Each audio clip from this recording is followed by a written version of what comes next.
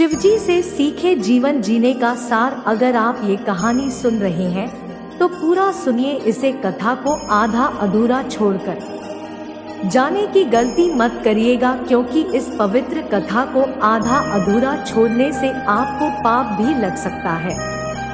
इसलिए इस कथा को पूरा सुने। आप शिव भक्त हैं तो भोलेनाथ का अनादर ना करें। एक शिव को महायोगी कहा जाता था, क्योंकि उन्होंने ब्रह्मांड की भलाई के लिए घंटों ध्यान लगाया था। इस प्रकार इस तथ्य को उजागर करते हुए कि आप तनावपूर्ण स्थिति में शांत रहकर ही आधी लड़ाई जीत सकते हैं। किसी समस्या को हल करने के लिए यह वास्तव में सबसे अच्छी रणनीति है। दो शिव जी का एक रूप उनका अर्धनारीश्वर रूप है, जिसमें एक आधा हिस्सा शिव जी का तो आधा हिस्सा पार्वती, जो कि उनकी पत्नी है, का है। यह शिव जी के पत्नी प्रेम, आदर एवं महत्व को दर्शाता है। 3 कथा में शिव ने मृत शरीर पर बैठकर अघोरियों की तरह साधना की है।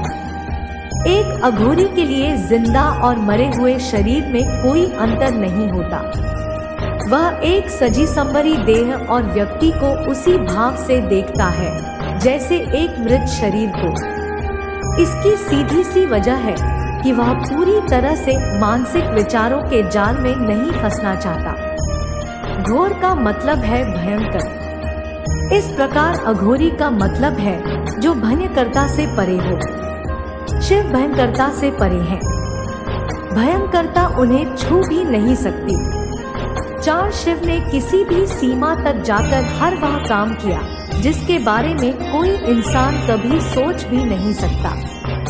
यदि किसी एक व्यक्ति में इस सृष्टि की सारी विशेषताओं का जटिल मिश्रण मिलता है तो वह शिव ही है।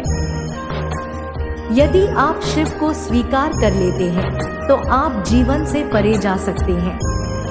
फिर आपको कोई समस्या नहीं रहेगी। 5 उनमें कोई भी चीज घृणा पैदा नहीं कर सकती। वह हर चीज को, हर व्यक्ति को अपनाते हैं।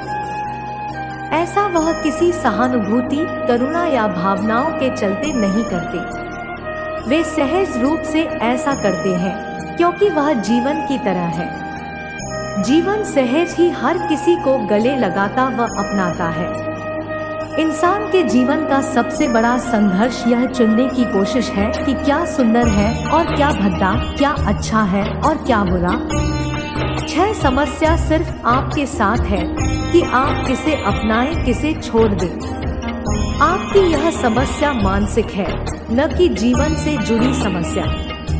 यहाँ तक कि यदि आपका दुश्मन भी आपके बगल में बैठा है तो आपके भीतर मौजूद जीवन को उससे भी कोई दिक्कत नहीं होगी।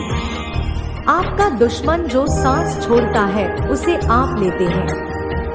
आपके दोस्त द्वारा छोड़ी गई सांसें आपके दुश्मन द्वारा छोड़ी गई सांसों के समान ही होती है। दिक्कत सिर्फ मानसिक स्तर पर है, लेकिन यदि अस्तित्व के स्तर पर देखा जाए तो इसमें कोई समस्या नहीं है। 7 शिव पुराण के अनुसार शिवजी की वेशभूषा केवल त्रिशूल और डमरू से लिए।